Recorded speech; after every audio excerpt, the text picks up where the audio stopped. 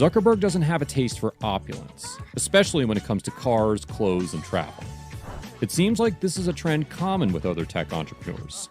Jeff Bezos, Elon Musk, Bill Gates, and other billionaires don't really care that much about luxury, despite other people with lower net worths caring very much about appearances and buying expensive stuff.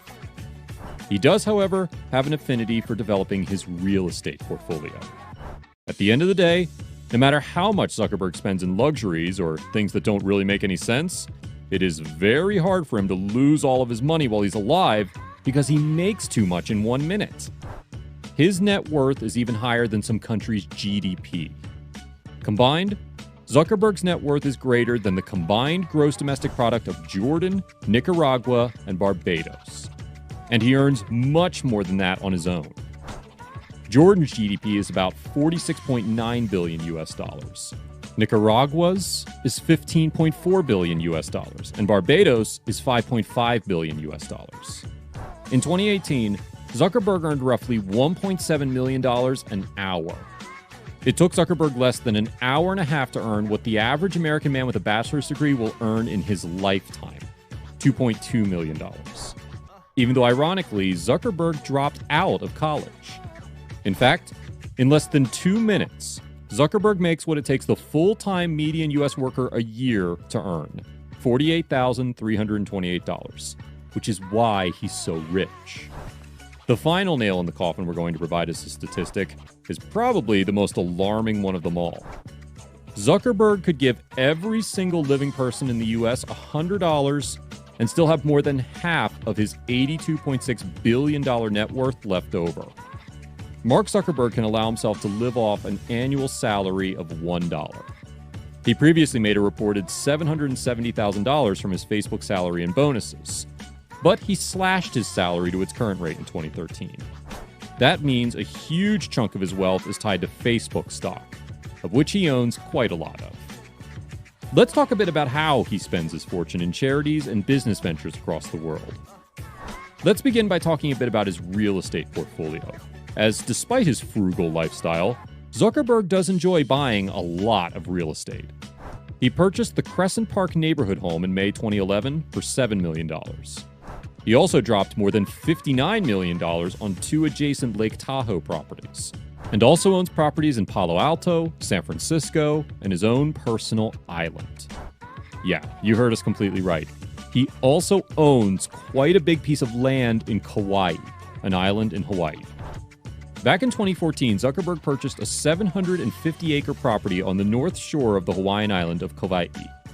The purchase includes 2 separate parcels: the Kahuaina Plantation, a 357-acre former sugarcane plantation, and Pala'a Beach, a 393-acre property with a white sand beach.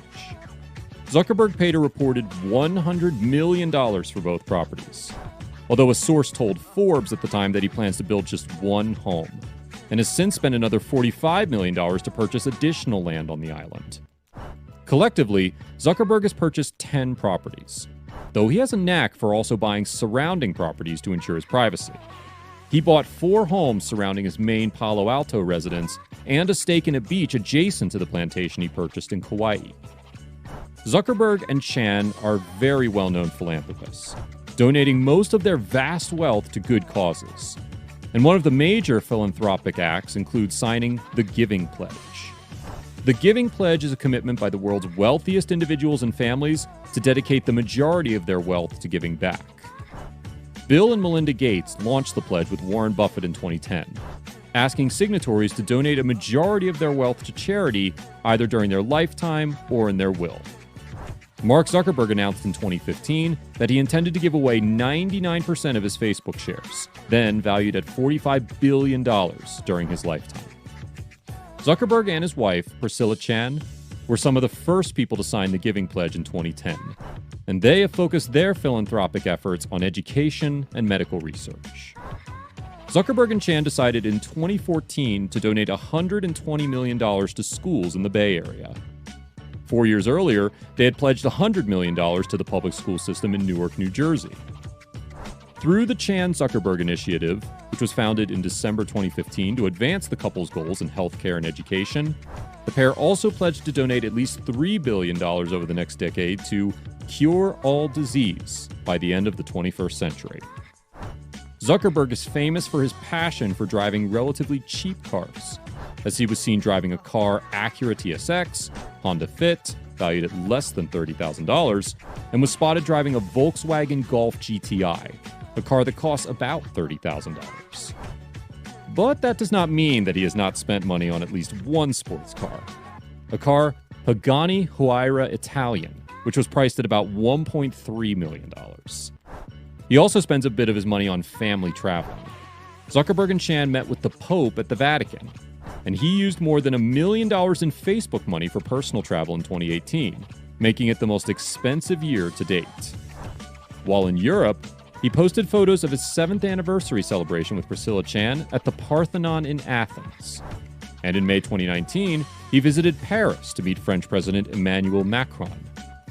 This just goes to show that, despite most knowing Zuckerberg for being one of the richest people in the world, few know what it actually means to be one of these.